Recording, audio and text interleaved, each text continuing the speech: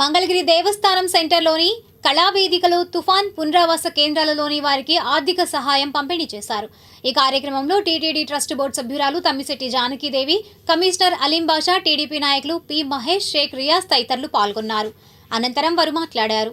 ఈరోజు మనకు last time మనము 24 పునరావాస రిహాబిలిటేషన్ సెంటర్స్లో ఎక్కడైతే పెట్టామో వాళ్ళందరికీ దాదాపు 1051 మెంబర్స్కి 9,64,000 మనం ఇక్కడ డిస్ట్రిబ్యూట్ చేయడం జరిగింది.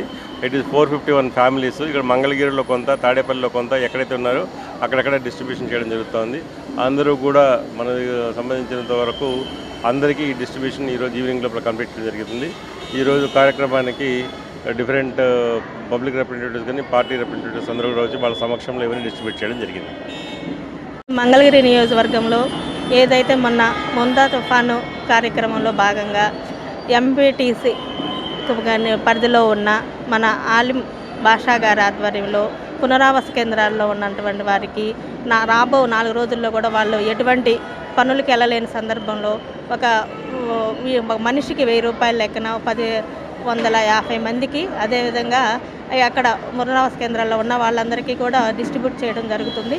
అంటే ఎన్ని రోజులు కోల్పోయిన పనులకి, అదేవిధంగా రాబో 4 రోజుల్లో పని ఎక్కడికి వెళ్ళలేనందుకు ఇలాంటి కార్యక్రమం చేపట్టడం మన రాష్ట్ర ప్రభుత్వం వారికి, అదేవిధంగా మన చంద్రబాబు నాయుడు గారికి, లోకేష్ గారికి ప్రజలందరూ కూడా చాలా మాకు సహాయ సహకారాలు అందించారని చెప్పేసి ధన్యవాదాలు చెప్పమని చెప్తున్నారు. వాళ్ళందరూ చాలా ఈ ఇబ్బంది లేకుండా సంతోషంగా ఉన్నామని చెప్తున్నారు. కాబట్టి రాష్ట్ర ప్రభుత్వం వారికి మా తరపున కూడా ప్రత్యేక ధన్యవాదాలు తెలియజేసుకుంటున్నాం.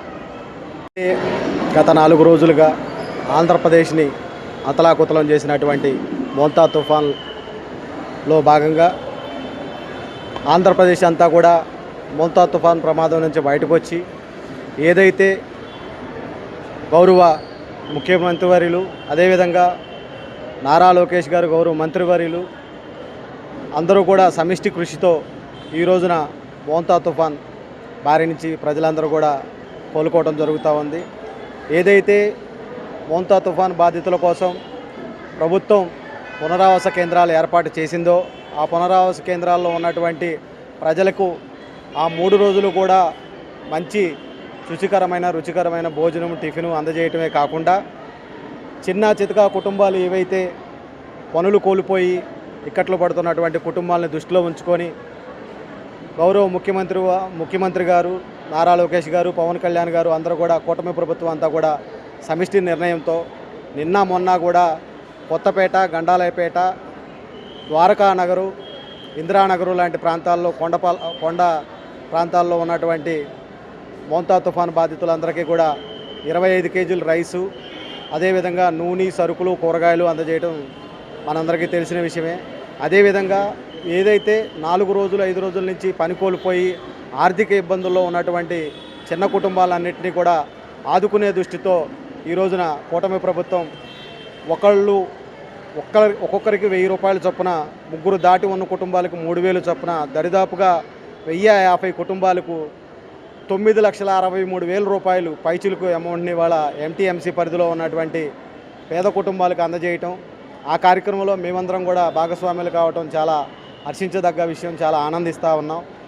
కూటమి ప్రభుత్వం ఎప్పుడైనా సరే పేదల పక్షపాతంగా, పేదలకు అహర్నిశలు మనం ఏదైతే చేయగలుగుతామో, మనం ఇంకా ఏం చేయగలుగుతామో అనే ఆలోచనతో ప్రజల సంక్షేమంతో పాటు అభివృద్ధిని కూడా దృష్టిలో ఉంచుకొని ముందుకు కదులుతూ ఉంది. అలాంటి కూటమి. నమస్కారం అండి.